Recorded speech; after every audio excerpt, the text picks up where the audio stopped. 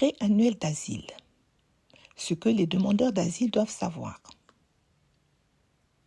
Les personnes dont la demande d'asile est en cours d'examen depuis plus d'1 an doivent désormais payer des frais annuels au gouvernement américain afin de maintenir leur dossier actif.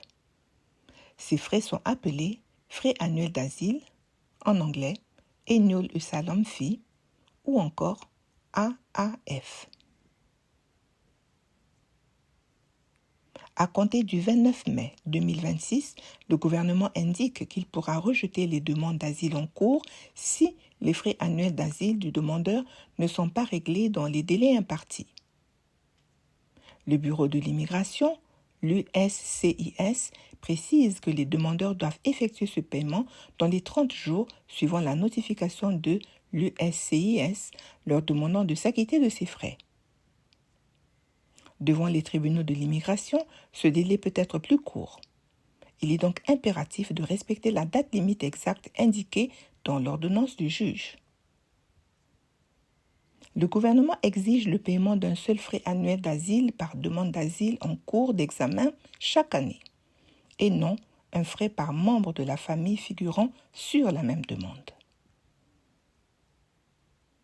Pour les dossiers gérés par l'USCIS, cette mesure s'applique notamment aux personnes dont la demande d'asile est restée en cours d'examen durant toute la période allant du 1er octobre 2024 au 30 septembre 2025.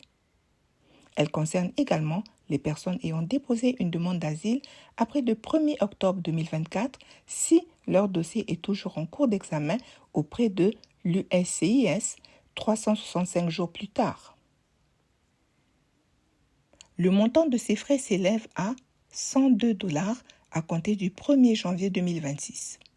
Cette somme est distincte des frais de dépôt de $100 applicables aux nouvelles demandes d'asile qui ont été instaurées en 2025. Le gouvernement se réserve le droit de modifier le montant de ces frais d'une année à l'autre. Le gouvernement n'autorise pas les demandeurs à solliciter une dispense de paiement des frais annuels d'asile. Si vous n'êtes pas en mesure de régler ces frais, contactez immédiatement un organisme d'aide communautaire local. Si vous résidez dans le Vermont, demandez-leur de vous mettre en relation avec le Vermont and New Hampshire Asylum Support Network afin de déterminer si une aide financière est disponible. N'attendez pas l'approche de la date limite pour solliciter de l'aide. Si votre dossier d'asile est traité par l'USCIS, effectuez le paiement sur la page officielle des frais annuels d'asile de l'USCIS, accessible sur ce site web.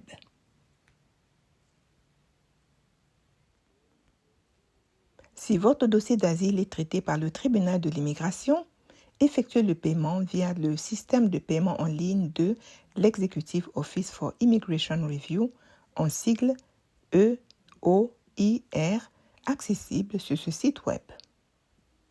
Respectez tout délai fixé par le juge. Conservez votre reçu et fournissez une preuve de paiement au tribunal ainsi qu'à l'avocat du gouvernement représentant l'ICE.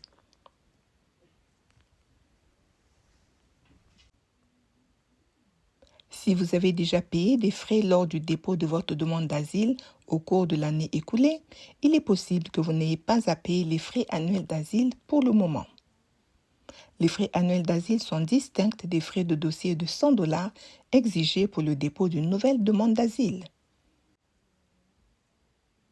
Selon le gouvernement, les frais annuels d'asile ne devraient pas être facturés tant qu'une demande d'asile n'est pas en cours de traitement depuis plus d'1 an.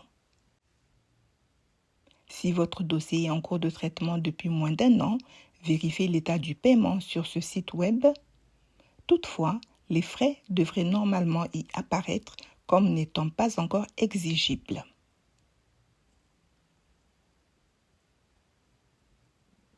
Si le site web ou une ordonnance judiciaire indique que les frais annuels sont exigibles, conservez toute preuve de paiement déjà effectuée et sollicitez l'aide d'un prestataire de services juridiques de confiance avant l'échéance.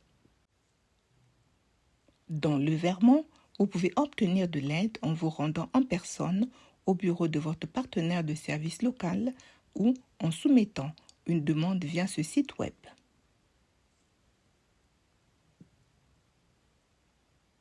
N'oubliez pas que si vous ne réglez pas les frais annuels d'asile dans les délais impartis, l'USCIS pourrait rejeter votre demande d'asile.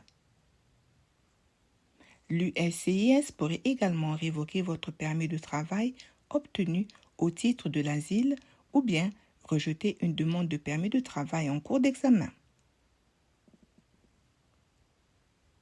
Devant le tribunal de l'immigration, le juge pourrait refuser ou classer sans suite votre demande d'asile et cette décision pourrait être définitive.